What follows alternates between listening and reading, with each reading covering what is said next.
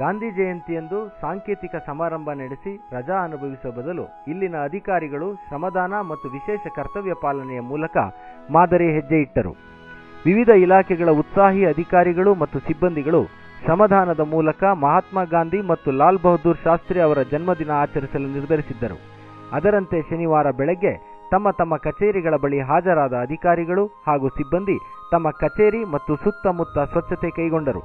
ತಾಲೂಕು ಕಚೇರಿ, ಉಪವಿಭಾಗಾಧಿಕಾರಿ ಕಚೇರಿ, ಭೂಮಾಪನ ಮತ್ತು ಸಿಡಿಪಿಒ ಕಚೇರಿ ಮತ್ತಿತರ ಕಚೇರಿಗಳಲ್ಲಿ ಸ್ವಚ್ಛತೆಯ ಕಾರ್ಯ ನಡೆಯಿತು.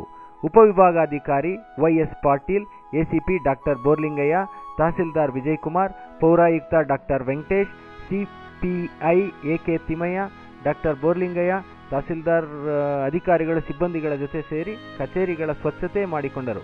ನಂತರ ತಹಸೀಲ್ದಾರ್ ಕಚೇರಿಯಲ್ಲಿ ತಾಲೂಕು ಆಡಳಿತ